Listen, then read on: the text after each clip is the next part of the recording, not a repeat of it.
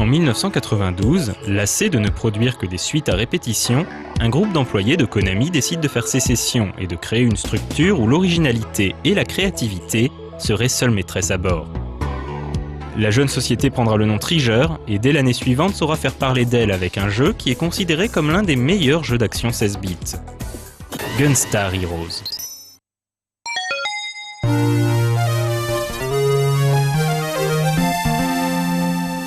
Il y a bien longtemps, le dieu maléfique Golden Silver fut vaincu sur la Lune, et les 4 gemmes qui lui donnaient son pouvoir furent dispersées.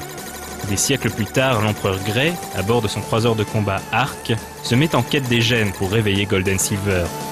C'est désormais aux Gunstar Heroes, Red et Blue, d'affronter les légions de l'Empire pour empêcher la résurrection du dieu de la ruine. Et pour ce faire, ils vont devoir littéralement blaster tout ce qui bouge. Complètement survolté et bourré d'idées plus originales les unes que les autres, avec notamment un stage jeu de loi devenu culte, Gunstar Heroes est resté indétrôné dans son genre, le run and gun, jusqu'à l'arrivée de Metal Slug. L'un des concepts les plus amusants du jeu consiste à combiner 2 éléments parmi 4 pour créer de nouvelles armes. Le jeu a également marqué pour ses boss hallucinants et ses musiques endiablées. Bref, le jeu d'action parfait. A noter que les différents ennemis du jeu sont des parodies de personnages d'animés et de jeux vidéo célèbres. Ainsi on retrouve un clone de Vega de Street Fighter, ou encore de Gladys, Hanson et Samson de Nadia le secret de l'eau bleue, incluant même un ersatz du Glatank et de la fameuse pierre bleue. Chez Treasure, on est otaku et on assume.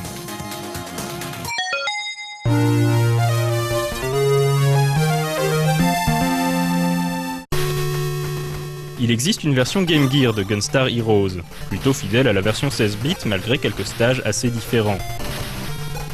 Ainsi le niveau du jeu de loi disparaît totalement, et celui de la poursuite en wagonnet devient un stage en jetpack.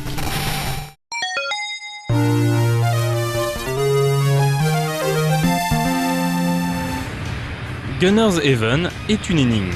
Il a le look de Gunstar Heroes, le gameplay de Gunstar Heroes et même les initiales de Gunstar Heroes, du moins pour son titre original. On y retrouve les 4 éléments des armes, les hordes de sbires, les explosions à la pelle et des niveaux extrêmement similaires.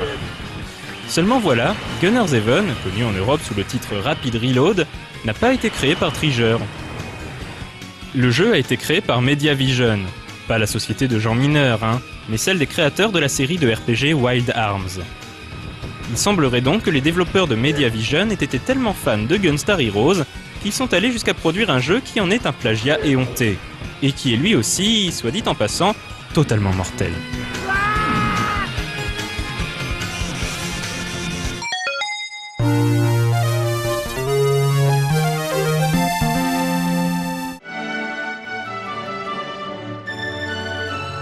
S'il partage avec Gunstar Heroes un titre similaire et les mêmes initiales, Guardian Heroes est un jeu radicalement différent, puisqu'il s'agit cette fois-ci d'un beat'em all, incluant des éléments de RPG. On y incarne un héros parmi 4, qui se retrouve en possession d'une épée magique, convoitée par le maléfique sorcier Kanon. Alors que les héros tentent d'échapper à la garde royale, un titanesque guerrier mort-vivant est ramené à la vie par les pouvoirs de l'épée et se met à leur service.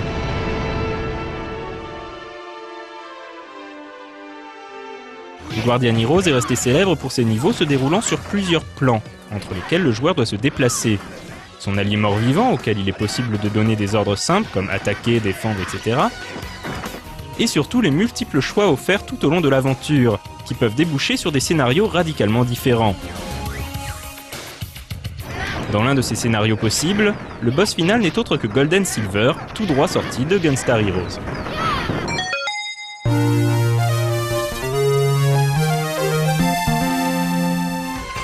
Fidèle à sa parole, Treasure n'a pas immédiatement donné de suite à Gunstar et Guardian Heroes.